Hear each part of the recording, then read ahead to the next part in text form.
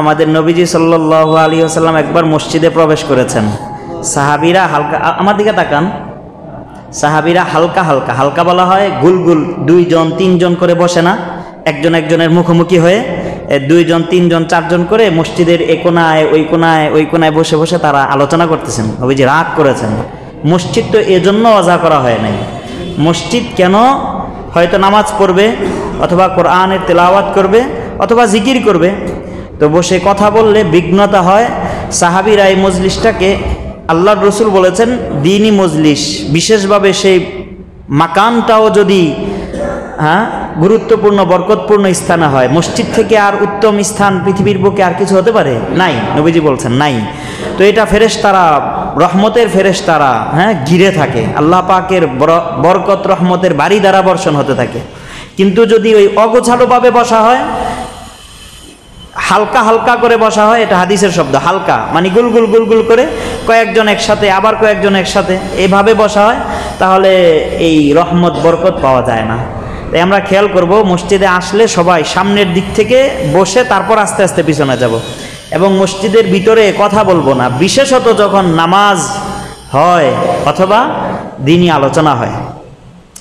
এটা মসজিদ, নামাজের পূর্বে যে খুতবা দেওয়া হয় এটা নামাজের অন্তর্ভুক্ত। হ্যাঁ, আরবিতে যে খুতবাটা দেওয়া হয়, আমরা যেটা বাংলা, এটা আমরা শিবুল কররাতিল হিন্দিয়া আজমি, যারা আমরা অনারবি তাদের জন্য মুস্তাহিদিনরা জুমার দিন আরবি খুতবার পূর্বে আবার নিজ ভাষায় খুতবা দেওয়াকে বলেছেন। কারণ সাধারণ মানুষ তো আরবি বুঝবে না, তাই তাদেরকে আরবিতে যা বলা হবে সেটা বাংলায় বুঝিয়ে দেওয়া। এই খুতবার হুকুম আর আরবি খুতবার হুকুম এক না। আরবি খুতবা যেটা, সেটা নামাজের অন্তর্ভুক্ত। ওই খুতবা চলাকালীন সময়ে আপনি মুখে এই চুপ এই শব্দটাও বলার অধিকার নাই আপনার। নামাজের মাঝে একজন কথা বলতেছেন, আপনি পাশে নামাজ পড়তেছেন, তাকে কি নামাজে থেকে বাধা দিতে পারবেন? এই অধিকার আপনার নাই, তাহলে আপনার নামাজ ভেঙে যাবে। খুতবা চলাকালীন সময় কেউ যদি কথা বলে, তার কথা বন্ধ করার জন্য আপনি তাকে চুপ বলবেন, এই সুযোগটাও শরীয়ত দেয়নি। এতটা গুরুত্বপূর্ণ। এখন ওই আরবি খুতবার জন্যই তো বাংলা খুতবা, তাহলে আরবি খুতবার এত গুরুত্ব হলে বাংলা খুতবার কি কোনো গুরুত্ব থাকবে না?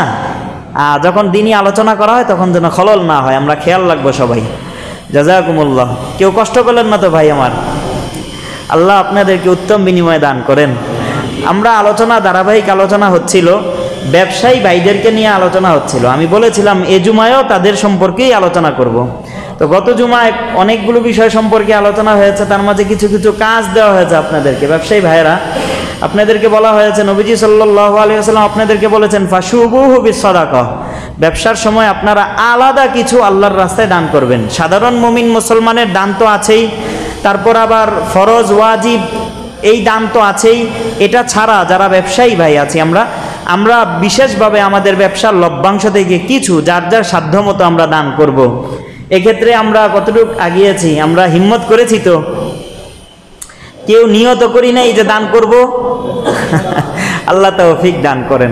আপনাদের কোনো নির্দিষ্ট করে দেওয়া হবে না যে এই পরিমাণই দিতে হবে, আপনার সাধ্যমতো, আপনার মন চাই, কিন্তু আপনি এটা ফিক্সড করে নেন, ফায়দা পাবেন, দুনিয়াতেও ফায়দা পাবেন, আখেরাতেও ফায়দা পাবেন। নাম্বার 2 বলেছিলাম ব্যবসায়ী ভাইদের জন্য যে আপনারা বিশেষভাবে ব্যবসা করার ফাঁকে ফাঁকে আল্লাহর জিকির করবেন। আমি বলেছিলাম এভাবে না বলে এভাবে বলা চাই যে জিকিরের ফাঁকে ফাঁকে আমরা ব্যবসার কাজগুলো করব। আল্লাহর রসুলের হাদিস বলেছিলাম যে গাফিলিনদের মাঝে আল্লাহ পাককে স্মরণ করে কাল্লাযী ইউকাতিলু আনিল ফাররিন, আল্লাহর রসুল 4টা সুসংবাদ তাকে দিয়েছেন। প্রথমটা হলো যে ওই অন্য সবাই জিহাদের ময়দান থেকে পালিয়ে যাচ্ছে শত্রুর ভয়ে, কিন্তু সে একা শত্রু বাহিনীর বিপক্ষে জান বাজি রেখে জিহাদ করে যাচ্ছে। ওই ব্যক্তি জিহাদের ময়দানে থেকে যে সওয়াব পাবে, ওই গাফেল অবস্থায়, যেখানে সাধারণত আল্লাহ পাককে স্মরণ করা হয় না, বাজারে, দোকানে, সে সময় কেউ যদি আল্লাহর স্মরণ করে, আল্লাহর জিকির করে, তাহলে তার মর্যাদা আল্লাহর কাছে ওই মুজাহিদের মতো। তো আলোচনা হচ্ছিল যে আমরা যারা ব্যবসা করব, ব্যবসার সময় আল্লাহকে ভুলে গিয়ে না, বরং জিকির করব। আমি জিকিরের ফাঁকে ফাঁকে ব্যবসার কাজগুলো করে নিব। এর মাঝে আরেকটা বিষয় খুব ভালোভাবে স্মরণ রাখা, দোকান যখন খুলবো অবশ্যই বিসমিল্লাহির রহমানির রহিম বলে খুলবো। যখন কাউকে কিছু দিব তো দেওয়ার সময় বিসমিল্লাহ বলবো। যখন কারো থেকে কিছু নিব তো নেওয়ার সময় বিসমিল্লাহির রহমানির রহিম বলবো, আল্লাহকে স্মরণ করে দিব, আল্লাহকে স্মরণ করে নিব। এবং যখন কিছু রাখবো, বুইমে রাখবো, আমার বক্সে রাখবো, রাখার সময়ও কি করব? বিসমিল্লাহির রহমানির রহিম পড়ব। হযরত আবু হুরায়রা রাদিয়াল্লাহু তাআলা আনহুর বর্ণনা, ইমাম আহমদ বিন হাম্বল এবং ইবনে মাজা ওনাদের কিতাবে, ইমাম আহমদ বিন হাম্বল মুসনাদে আহমদ এবং ইমাম ইবনে মাজা সুনান ইবনে মাজার মাঝে হাদিস তাখরিজ করেছেন। হযরত আবু হুরায়রা রাদিয়াল্লাহু তাআলা আনহু বলেন, ক্বালা রাসূলুল্লাহ সাল্লাল্লাহু আলাইহি ওয়াসাল্লাম, কুল্লু আমরিন যী বালিন লা ইফতাহু বিযিকরিল্লাহি ওয়া ফি রিওয়ায়াতিন বিহামদিল্লাহি ওয়া ফি রিওয়ায়াতিন বিসমিল্লাহ আকতা ওয়া ফি রিওয়ায়াতিন আবতার আবতার আনিল বারাকা। নবীজি বলেন, কোনো কাজ, যে কোনো কাজ হোক, কাজটা আমার কাছে আপনার কাছে দামি, কাজ যদি সত্যিকার অর্থেই দামি বানাতে চান তাহলে দামি কাজের শুরুতে যেন আল্লাহকে স্মরণ করা হয়, আল্লাহর নাম নেওয়া হয়, আল্লাহ পাকের প্রশংসা করা হয়। নবীজি বলেন, যে কাজের শুরুতে আল্লাহ পাকের প্রশংসা করা হয় না, আল্লাহকে স্মরণ করা হয় না, আল্লাহ পাকের নাম নেওয়া হয় না, ফাহুয়া আকতা আবতার আনিল বারাকা, সেটা বরকত শূন্য হয়ে যায়। আল্লাহ পাক কর্তৃক বান্দার উপর যে বরকত, আমাদের মালের আধিক্যতা হলো, কিন্তু আল্লাহ পাকের বরকত আমরা মালে পেলাম না, সেই মালকে আমাদের জন্য সুখ বয়ে আনবে? তো আল্লাহর হাবিব বলেন, কোনো কাজেই আপনি বরকত পাবেন না, সফলতা পাবেন না যদি কাজটা শুরু করার সময় আল্লাহর নাম না নেন। তাই ভাইয়েরা আমার, কথাগুলো তো ব্যবসায়ী ভাইদেরকে সম্বোধন করে বলছি, কিন্তু আমাদের সব ক্ষেত্রেই, এর আগে কয়েক জুমা আগে আলোচনার সময় একবার বলেছিলাম, রাতে যখন ঘুমাবো নবীজি বলেছেন, আগলিকা আলাইকা বাবা ওয়াজকুরিসমাল্লাহ, দরজাটা লাগাও, লাগানোর সময় বিসমিল্লাহির রহমানির রহিম পড়ে তারপর লাগাও। কারণ ফাইন্নাশ শাইতানা লা ইয়াদখুলু বাবান মুগলাকা, যে ঘরে বিসমিল্লাহ বলে দরজা বন্ধ করা হয় সে ঘরে শয়তান প্রবেশ করতে পারে না। নবীজি বলেছেন, ঘুমাও যখন, তখন বাতিটা অফ করে দিও, আতফি আলাইকা মিসবাহাক ওয়াজকুরিসমাল্লাহ, কিন্তু সেখানেও আল্লাহ পাকের নাম নিও, বিসমিল্লাহ বলে তারপর বন্ধ করো। তুমি যে পাত্র থেকে পান করলে বা খাবার খেলে যখন ঘুমাবে তখন পাত্রটা ঢেকে দিও, ওয়ালাউ বিউদিন, যদি কিছু না পাও, ডাকার মতো কোনো ডাকনা নাই, তাহলে একটা কাঠি হলেও তার উপর রেখে দাও, বাকি ওয়াজকুরিসমাল্লাহ, আল্লাহ পাকের নাম নিয়ে বিসমিল্লাহির রহমানির রহিম বলে তারপর ডেকো। তো এই আলোচনা সবার জন্য ইনশাল্লাহ, আমাদের যার যার মাঝে যেই যেই কমতিগুলো আছে, যা যা কুসুরি আছে, আলোচনা থেকে আমরা সেগুলোকে নিয়ে নিব, আক্স করে নিব, এবং নিজের জীবনে এবং নিজের অধীনস্থ ছেলে মেয়ে ভাই বোনদের জীবনে তা ফিট করতে থাকবে ইনশাল্লাহ। আল্লাহ তৌফিক দান করেন। তো বিসমিল্লাহ বলবো, শুধু বিসমিল্লাহ বলবো না বিসমিল্লাহির রহমানির রহিম বলবো? বিসমিল্লাহির রহমানির রহিম, সুন্দরভাবে বিসমিল্লাহির রহমানির রহিম, বিসমিল্লাহির রহমানির রহিম, বিসমিল্লাহির রহমানির রহিম। কিছু কিছু কথা আসলে মাইকে বলতে কেমন লাগে, সব কথা বলতে পারি না, তবুও একটু সাহস করে বলে ফেলি। আমাদের ওস্তাদরা বলতেন যে বিসমিল্লাহির রহমানির রহিমের এত পাওয়ার, এত ক্ষমতা, এখন তো ইলেকট্রনিক মিডিয়া না, আমরা যা কিছু বলি, পকেটে যদি মোবাইল থাকে তাহলে আমাদের যারা আমাদেরকে দেখতে পারে না তাদের কাছে আমাদের সংবাদ পৌঁছতে বিলম্ব হয় না, তাই না? আমাদের ওস্তাদরা বলতেন, যাদের দিল কাশফ ছিল, যারা কারামাতওয়ালা ছিলেন, তারা বলেন যে তুমি যদি কোনো গুরুত্বপূর্ণ কথা বলো এবং দিনই কথা বলো, তাহলে মোবাইলের উপর ইলেকট্রনিক যেই তাদের পণ্যগুলো আছে এগুলোর উপর বিসমিল্লাহির রহমানির রহিম বলে তোমার রুমালটা রেখে দাও। কারো সাধ্য নাই এর থেকে সংবাদ পাচার করার। বিসমিল্লাহির রহমানির রহিম হলো মুমিনের ডাল। ডাল যখন আসে, আপনি ডাল দেন, শত্রু কি আপনার গায়ে আঘাত করতে পারবে? না। মুমিনের ডাল হলো বিসমিল্লাহির রহমানির রহিম। মুমিনের ডাল হলো আল উজু। নবীজি বলেছেন, আল উজু উ সিলাহুল মুমিন, একেবারে এটাই বলেছেন। আমি যে বাংলাটা বললাম না আপনাদেরকে, আল্লাহর নবী বলেছেন ওযু হলো মুমিনের অস্ত্র। এই বিসমিল্লাহ বলবেন, ওযু করবেন, আর কোনো শয়তান আপনার উপর চড়াও হবে, আল্লাহ শয়তানকে এই ক্ষমতা দেয়নি। আল্লাহ আমাদেরকে তৌফিক দান করেন। আজকে আমি সূরা কসস এর ৭৭ নম্বর আয়াতটা পড়েছি। আয়াতটা নাজিল হয়েছে কারুনের ব্যাপারে। মূসা আলাইহিস সালাতু ওয়াস সালামের যুগে ওনার কওম, ইন্না কারুনা কানা মিন কওমি মূসা ফাবাগা আলাইহিম, মূসা আলাইহিস সালাতু ওয়াস সালামের সম্প্রদায় ছিলেন, সম্প্রদায়ের লোক ছিলেন কারুন। মুফাসসিরিনরা বলেন উনি ছিলেন মূসা আলাইহিস সালাতু ওয়াস সালামের চাচাতো ভাই। বনি ইসরাইল মূসা নবীর নবুয়তের পূর্বে ফেরাউন এই কারুনকে দায়িত্ব দিয়েছিল, বনি ইসরাইলের নেতা বানিয়েছিল। কারুন তাদের উপর জুলুম করত। আল্লাহ বলেছেন ফাবাগা আলাইহিম। এই কারুন এর অনেক সম্পদ ছিল। কি পরিমাণ সম্পদ ছিল আমরা জানি না, আল্লাহ যতটুকু জানিয়েছেন আতাইনাহু মিনাল কুনুজ মা ইন্না মাফাতিহাহু লাতানু বিল উসবাতি উলিল কুওয়া। আল্লাহ এটা বলেছেন যে কারুনের সম্পদ এই পরিমাণ ছিল যে তার ধনভাণ্ডার এর চাবিগুলো এক দল মানুষ লাগতো বহন করতে। একজন মানুষ বহন করতে পারতো না, দুইজন মানুষ বহন করতে পারতো না, এক দল মানুষ তার গোডাউনের চাবি বহন করার জন্য নিয়োজিত ছিল। তাও আবার তারা কেমন মানুষ জানেন? আমাদেরকে আল্লাহ পাক বলেছেন দাঈফা। মানুষকে আল্লাহ সৃষ্টি করেছেন কিভাবে? দুর্বল করে। আর ফেরাউনের চাবি বহনকারী লোকদের সম্পর্কে আল্লাহ বলেন উলিল কুওয়া, তারা ছিল শক্তিশালী। তো শক্তিশালী অনেক মানুষ, একদল মানুষ, তার শুধু গোডাউনের চাবি বহন করত। তাও তারা একদল মিলে চাবি বহন করবে, তো স্বাভাবিকভাবে আল্লাহ বলেন লাতানু, বলে এই শক্তিশালী মানুষ তারা একজন দুইজন না, একটা কাফেলা মিলে তার গোডাউনের চাবি বহন করবে, কিন্তু এটা তাদের জন্য কষ্টকর হয়ে যেত। লাতানু বিল উসবা, তারা কুজে যেত, নুয়ে যেত চাবি বহন করতে করতে, এই পরিমাণ তার সম্পদ ছিল। তো আল্লাহ পাক তার সম্পদের ব্যাপারে 4টা কথা বলেছেন। কয়টা আদেশ দিয়েছেন? 4টা আদেশ দিয়েছেন। আমি আমার ব্যবসায়ী ভাইদেরকে 4টা আদেশ দিয়ে আজকের আলোচনা সূচনা করছি। এই সূরা কসসের ৭৭ নম্বর আয়াতে আল্লাহ বলেন ওয়াবতাগি ফীমা আতাকাল্লাহুদ দারাল আখিরাহ।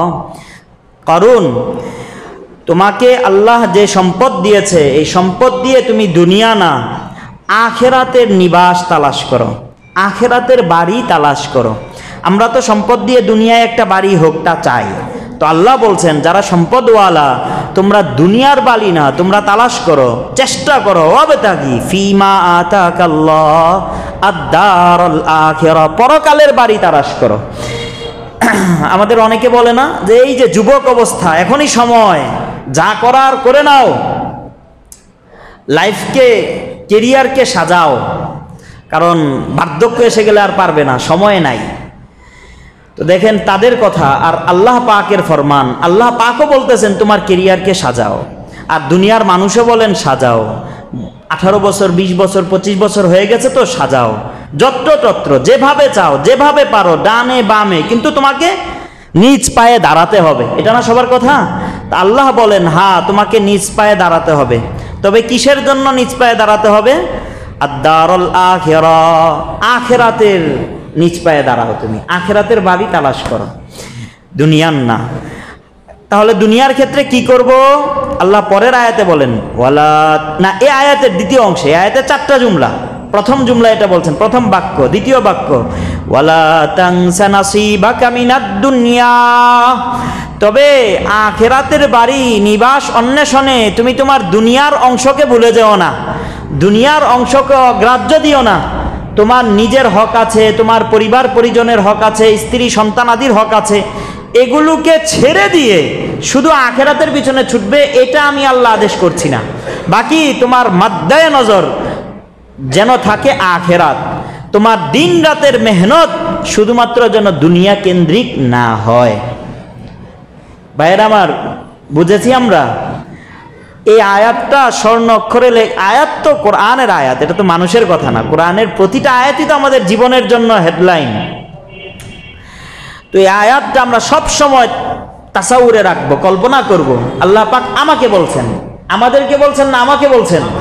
আল্লাহ আমাকে বলছেন, ওয়াবতাগি ফীমা আতাকাল্লাহুদ দারাল আখিরা, বান্দা আমি তোকে যা দিয়েছি, আমি তোকে কি দিয়েছি? আল্লাহ আপনি তো আমাকে সবই দিয়েছেন। এই চোখ কার দান? এই নাক নাসিকা, এই আমাদের শরীর বডি শক্তি কার দান? আমাদের অর্থ সম্বল সবই তো আল্লাহর দান।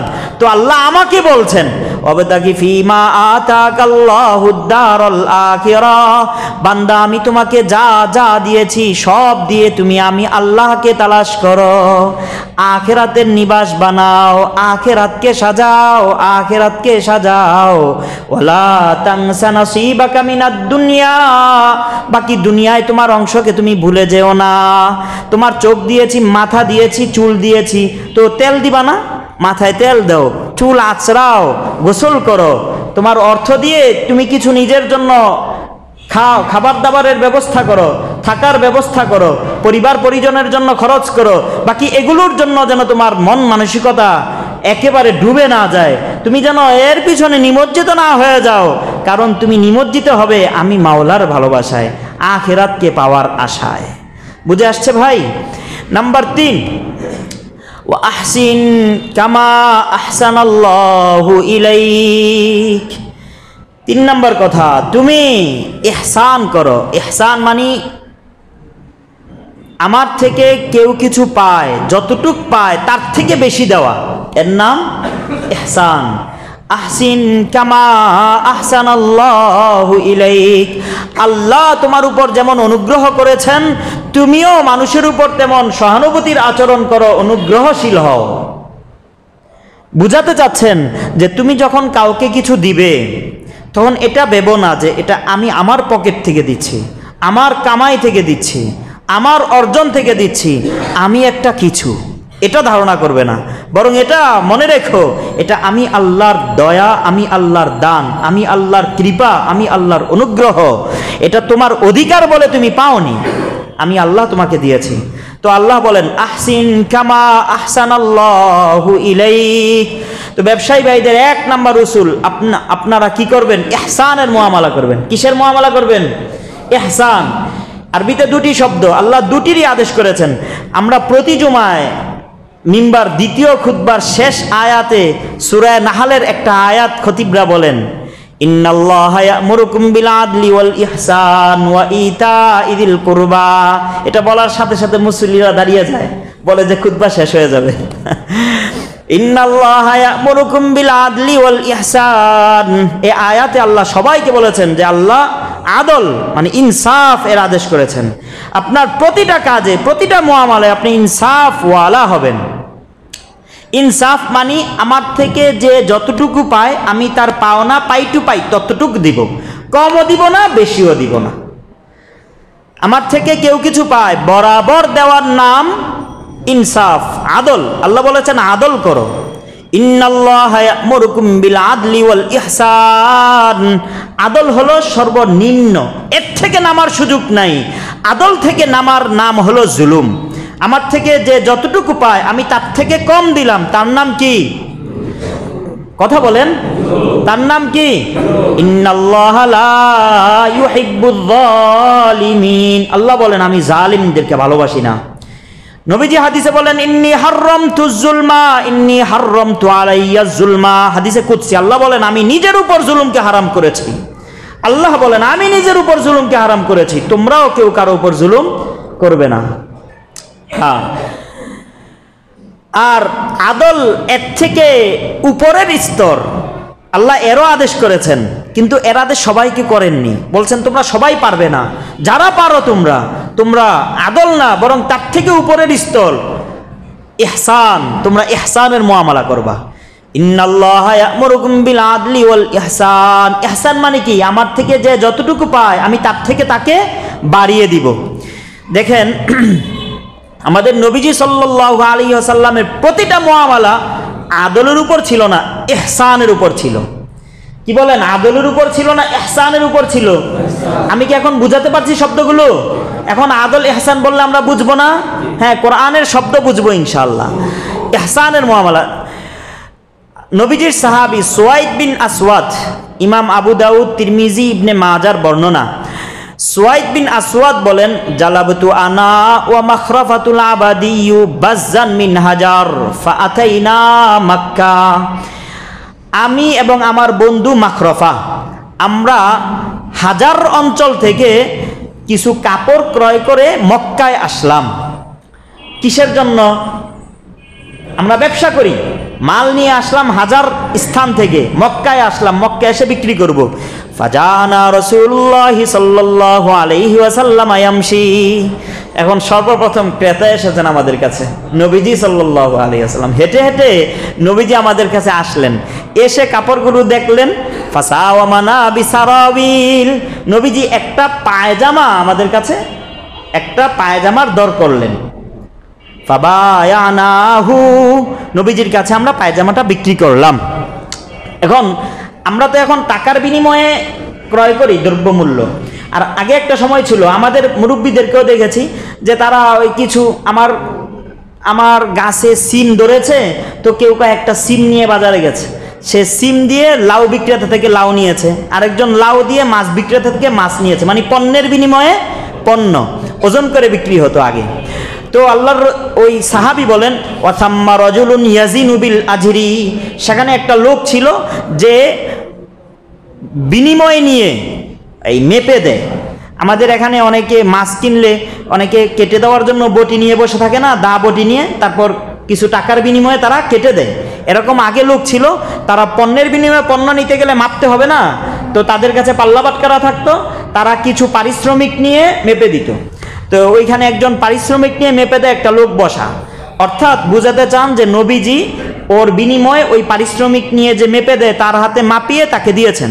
তো নবীজি ওই যে মাপনেওয়ালাকে বলেছেন, জিন ওয়া আরজি। قال له النبي صلى الله عليه وسلم জিন ওয়া আরজি, এই মাপনেওয়ালা ভাই, মেপে তার বিনিময়ে দেন, পুরাপুরি পাই টু পাই বরাবর দিয়েন না, আরজি একটু বাড়িয়ে দেন। বরাবর দেওয়ার নাম আদল, বাড়িয়ে দেওয়ার নাম ইহসান। তো আমরা বরাবর দিব না একটু বাড়িয়ে দিব? যদি সম্ভব হয় তাহলে একটু বাড়িয়ে দিব। নবীজি বলেছেন জিন ও আরজি, একটু বাড়িয়ে দাও। ইমাম তিরমিজির বর্ণনা, হযরত আবু হুরায়রা রাদিয়াল্লাহু তাআলা আনহু বলেন, ইন্না রাজুলান তাকাদা রাসূলুল্লাহি সাল্লাল্লাহু আলাইহি ওয়াসাল্লাম ফাআগলাযা আলাইহি, নবীজি এক লোক থেকে কিছু ঋণ নিয়েছিলেন। নবীজি ঋণ নিতেন কেন এ সম্পর্কে ইনশাআল্লাহ সামনে বলবো। ব্যক্তি কোনো প্রয়োজনে নবীজি কখনো ঋণ নেন নাই, আরেক মুসলমানকে সহায়তা করার জন্য নবীজি ঋণ নিতেন। তো নিয়েছেন, ঋণ পরিশোধ হওয়ার সময়ের আগেই সে নবীজির কাছে এসে তার ঋণ তাকাদা করলো এবং কঠোরতার সাথে ফাগলাযা আলাইহি, নবীজির কাছে যা তা বলা শুরু করলো। ফাহাম্মা আলাইহি আসহাবুহু, নবীজির সাহাবীরাও তো রেগে গেলেন। আল্লাহর নবীজি তাদেরকে সান্ত্বনা দিয়ে বললেন, দাউহু ফাইন্না লিসাহিবিল মাকালি হাক্কান, তোমরা এই ব্যক্তিকে কিছু বলো না, এই তাকে কিছু বলো না, যে ফাইন্না লিসাহিবিল হাক্কি মাকালান, যে পাওনাদার তার কথা বলার অধিকার আছে, সে কিছু বলো। ইশতারু লাহু বাইরান ফাআতুহু ইয়াহু, যাও বাজার থেকে একটা ওট ক্রয় করে, সে একটা ওট পায়, তাকে একটা ওট দিয়ে দাও। ফাতালাবুহু ফালাম ইয়াজিদু লাহু সিন্নান ইল্লা আফদালা মিন সিন্নিহি, সাহাবীরা বাজারে গিয়ে খুঁজতেছেন, সে যে পরিমাণ ওট পায়, ছোট বয়সের ওট, সে পরিমাণ ওট বাজারে নাই। বিশাল চড়া দামের অনেক বড় ওট আছে, সে ছোট বাচ্চা নবীজি তার থেকে নিয়েছিলেন, সেটা তো পাচ্ছে না। সাহাবীরা যখন নবীজিকে বললেন, নবীজি বললেন ইশতারুহু ইয়াহু, না তোমরা যেটা পেয়েছো সেটাই ক্রয় করো। তারপর নবীজি বলেছেন, ফাইন্না খায়রাকুম আহসানুকুম কাযাআ, তোমাদের মাঝে ওই ব্যক্তি উত্তম যে ঋণ পরিশোধ করার ক্ষেত্রে ইহসানের মুআমালা করে, মানে যতটুক তার থেকে পেত ততটুক না, বরং তার থেকে বাড়িয়ে দেয়। তার থেকে কি দেয়? বাড়িয়ে দেয়। হ্যাঁ ভাই, তো আমরা, আল্লাহ পাক বলেছেন কিসের মুআমালা করতে হবে এখানে? হ্যাঁ, ইহসানের মুআমালা করতে হবে। আল্লাহ আমাদেরকে তৌফিক দান করেন। নাম্বার 4, ওয়ালা তাবগুল ফাসাদা ফিল আরদ ওয়ালা তাবগিল ফাসাদা ফিল আরদ, আল্লাহ তোমাকে যে সম্পদ দিয়েছে, এই সম্পদ দিয়ে দুনিয়ার মাঝে তুমি অরাজকতা সৃষ্টি করো না, ফিতনা ফাসাদ সৃষ্টি করো না। তোমার একজনের মাল নাই তো সে কি করবে? আরেকজনের মাল আছে, সে এটা দিয়ে বাজি আনতেছে, গান বাদ্যের যন্ত্র নিয়ে আসতেছে, আর তার টাকা আছে, টাকা উড়াচ্ছে। তো তো বলে যে তোমার টাকা আছে ঠিক, কিন্তু টাকা দিয়ে তুমি আখিরাত কামাও, দুনিয়ার মাঝে অরাজকতা ফিতনা ফাসাদ সৃষ্টি করো না। আমরা আমাদের টাকা অপচয় অপাত্রে ব্যয় করব না ইনশাআল্লাহ। রাজি আছি তো সবাই? আমাদের টাকা অপাত্রে খরচ করব না, গুনার কাজে খরচ করব না। ভাই হাত জোর করজোর অনুরোধ, গুনার কাজে অপচয় খরচ করব না। আমরা অনেকে ভুল বুঝি। দেখেন, হারাম যে জিনিসটা হারাম, ওই জিনিসটা তো হারাম, ওই কাজের সহায়তা করাও হারাম। ওই হারাম জিনিস বিক্রি করে তার মূল্য খাওয়াও হারাম। নবীজির সাহাবী জাবির বিন আব্দুল্লাহ রাদিয়াল্লাহু তাআলা আনহুমার বর্ণনা, উনি বলেন আন্নাহু সামিআন নাবিয়্য সাল্লাল্লাহু আলাইহি ওয়াসাল্লাম ইয়াকুলু আমাল ফাতহি, নবীজি সাল্লাল্লাহু আলাইহি ওয়াসাল্লাম ফাতে মক্কার সময় বিমাক্কা মক্কায় বলেছেন, কি বলেছেন? ইন্নাল্লাহা ওয়া রাসূলুহু হাররামাল খামরা ওয়াল খিনজিরা ওয়াল মাইতাতা ওয়াল আসনাম। আল্লাহ আল্লাহর রসুল মদ এর বিক্রি হারাম করেছেন, খিনজির শুকর বিক্রি হারাম করেছেন, মৃত জন্তু বিক্রি হারাম করেছেন, মূর্তির বিক্রি হারাম করেছেন, ও আসমানাহা, এবং এগুলো বিক্রি করে যে মূল্য নিবেন সেই মূল্যটাও হারাম করেছেন। অর্থাৎ আপনার কাছে মদ আছে, আপনি বলবেন আমি তো মদ খাচ্ছি না, মদ বিক্রি করে দিলাম, তাহলে মদ অন্যওয়ালা যা মন চায় তা করুক, আমি তো টাকা নিয়েছি তার বিনিময়ে, টাকা দিয়ে আমি কি খাবো? শরবত খাবো। বলে তোমার মদ খেলে যে গুনাহ, মদের বিক্রিত টাকা নিয়ে শরবত খেলে একই গুনাহ। এখন সাহাবীরা প্রশ্ন করলেন, ফাকিলা ইয়া রাসূলুল্লাহ আরাআইতা ফি শুহুমিল মাইতা, নবীজি মৃত জন্তুর চর্বির ক্ষেত্রে আমাদেরকে বলেন তো কিছু, মৃত ব্যক্তির চর্বির হুকুম কি? নবীজি তখন বললেন লা হুয়া হারামুন, বলে মৃত জন্তু যেমন হারাম, মৃত জন্তুর চর্বিও হারাম। কাতালাল্লাহুল ইয়াহুদ, আল্লাহ ইহুদিদেরকে ধ্বংস করুক। নবীজি বলছেন লাম্মা হাররামাল্লাহু আলাইহিম শুহুমাহা জামালুহু সুম্মা বাউহু সুম্মা ফাআকালু সামানা, যখন আল্লাহ পাক ইহুদিদের উপর মৃত জন্তুর চর্বিকে হারাম করেছে, তখন তারা এক অপকৌশল অবলম্বন করেছে। তারা চর্বিগুলোকে গলিয়ে তারপর তা বিক্রি করে বিক্রির মূল্য ভোগ করেছে। অর্থাৎ আরবিতে চর্বি, কাঁচা চর্বিকে বলা হয় শাহমুন, আর চর্বিকে যদি আগুনে জ্বালানো হয় তাহলে তাকে বলা হয় ওয়াদাকুন। এখন ইহুদিরা বলতো আমরা তো চর্বি নিষেধ করা হয়েছে, শাহামকে নিষেধ করা হয়েছে, ওয়াদাককে তো আর নিষেধ করা হয় নাই, আমরা চর্বি খাচ্ছি না, ওয়াদাক খাচ্ছি। তো আল্লাহর রসুল বলেছেন এটা তাদের অপকৌশল ছিল। যে জিনিস হারাম সে জিনিসের নাম পরিবর্তন হলেও সেটা হারাম। আপনার মদ হারাম, এখন কেউ যদি মদের নাম পরিবর্তন করে, আমি জানি না বর্তমান অনেক পেপসির মতো নাম যদি একটা নাম দিয়ে দেয় তাহলে সেটা হালাল হয়ে যাবে? হ্যাঁ, নেশা জাতীয় দ্রব্য হারাম, এখন কেউ যদি সিগারেটের মাঝে নেশার পদার্থ দিয়ে সিগারেট খায় সেটা হালাল হয়ে যাবে না। তাহলে যে জিনিস হারাম সে জিনিসের বিক্রি করা এবং সে জিনিস ক্রয় করা উভয়টা হারাম। সে জিনিসের মূল্য ভোগ করা সেটাও হারাম। এখন ভাইরা আমার রাগ করবেন না, টিভি দেখা হালাল, গান শোনা হালাল, সবাই বলে না যে, জোরে বলতে হবে, টিভি দেখা হালাল, গান শোনা হালাল। আচ্ছা তাহলে আমি বলি গানের ব্যবসা করা হালাল, টিভির ব্যবসা করা হালাল হবে না? আচ্ছা বলেন তো, মেয়েদের পর্দা করা এটা কি সুন্নত না ফরজ? যে পোশাকে মেয়েদের সতর দেখা যায়, মেয়েদের সতর বুঝেন তো, একেবারে পুরা দেহ মেয়েদের সতর, মাথার চুলও মেয়েদের সতর এর অন্তর্ভুক্ত। এখন যে পোশাকে মেয়েদের সতর পরিপূর্ণ ডাকে না, দেখা যায়, সেই পোশাক মেয়েরা পরিধান করা এটা হালাল না হারাম? এখন এমন পোশাক আপনার দোকানে রেখে বিক্রি করবেন, হালাল হবে না হারাম হবে?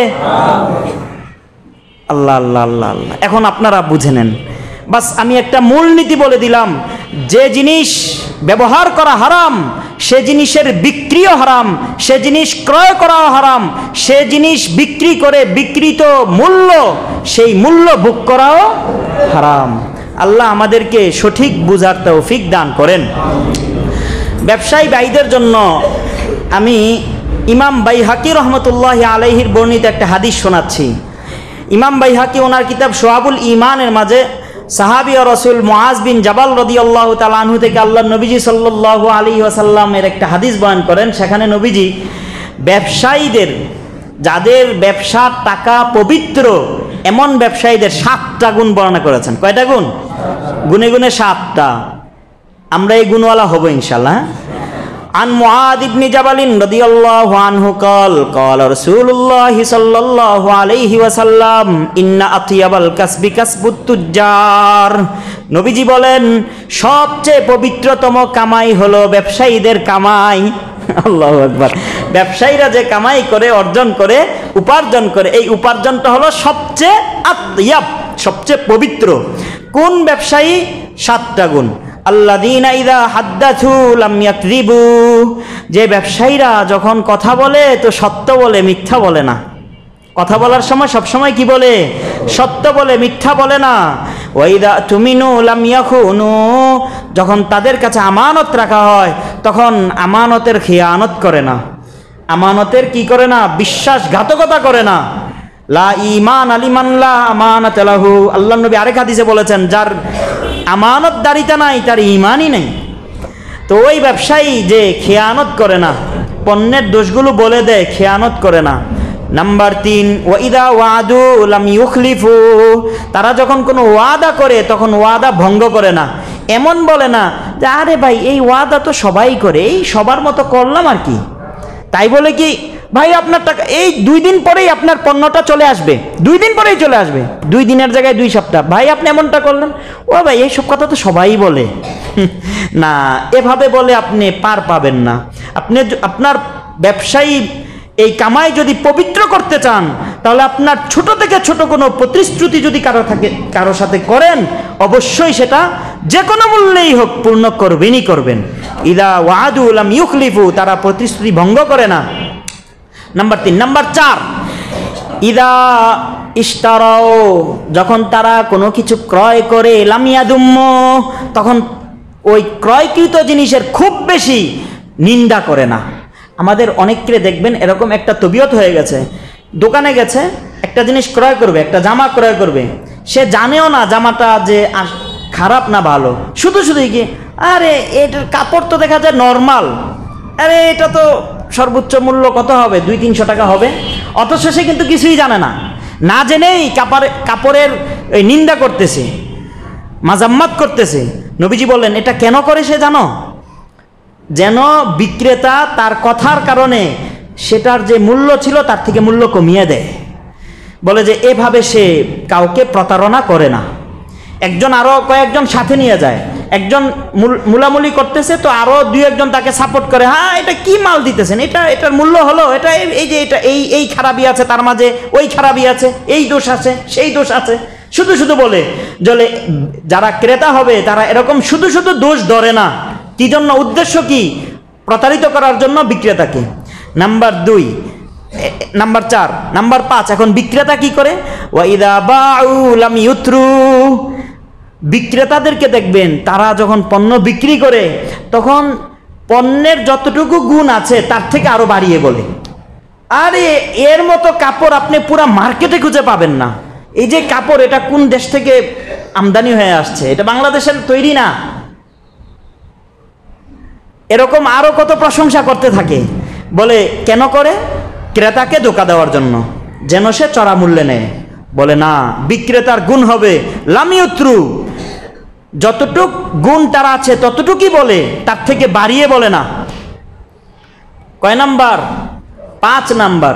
ওয়াইদা কানা আলাইহিম, 6 নাম্বার। ওয়াইদা কানা আলাইহিম লাম ইয়ামতুলু, যখন তাদের উপর তাদের থেকে কেউ পায় তারা টালমটাল করে না। আপনার কাছে আপনি বিক্রেতা থেকে কিছু নিয়েছেন, 1 সপ্তাহ পরে 2 দিন পরে তার টাকাটা পরিশোধ করে দিবেন, আপনার কাছে টাকা আছেও, তারপরেও আপনি এখন আরে নিয়েছি ঠিক আছে দিব না, টাকা আছে পরে দিব না, শুধু শুধুই। নবীজি বলেন আতিয়াবুল কাস, আপনার অর্জন পবিত্র যারা করবে তাদের চরিত্র এমন হবে না। আরেক হাদিস আল্লাহ নবীজি বলেছেন ইন্না মাতলাল গনি জুলমুন, ইন্নামাতলাল গনিয়্যি যুলমুন, যারা তাদের পাওনা পরিশোধ করার সামর্থ্য থাকা সত্ত্বেও পাওনা পরিশোধ করে না, একদিন পরিশোধ করে দেয় সে, কিন্তু সময় মতো করে না, বলে সময় মতো না করাটাও একটা জুলুম। আমরা তো বলি যে সে আমার থেকে 10 টাকা পায়, আমি তাকে 10 টাকা দিয়ে দিলাম, বাস তাহলে আমি ভালো মানুষ। না, নবীজি বলেন তাহলেও তুমি ভালো মানুষ পুরোপুরি হও নাই। তোমার থেকে সে 10 টাকা পায় এবং যখন পায় তখন দিয়েছ, তাহলে তুমি পরিপূর্ণ ভালো। 10 টাকার জায়গায় 9 টাকা দিয়েছ, তাহলেও তুমি জালেম। 10 টাকা দেওয়ার কথা 2 দিন পর তুমি দিয়েছ 3 দিন পর, তাহলেও তুমি জালেম।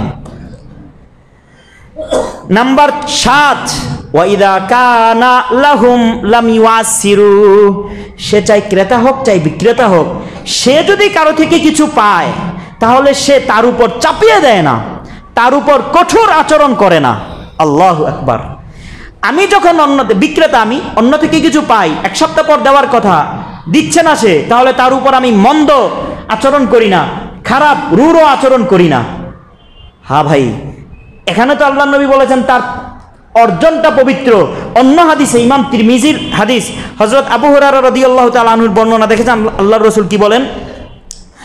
মান আনদারা মুআসিরান আও ওয়াদাহু আনহু আযাল্লাহুল্লাহু ইয়াওমাল কিয়ামাতি তাহতা দিল্লি আরশিহি ইয়াওমা লা দিল্লা ইল্লা দিল্লু আরশিহি। আল্লাহর হাবিব বলেন, যে নাকি কোনো অভাবগ্রস্ত ব্যক্তিকে, মুআসির যে অভাবগ্রস্ত অথবা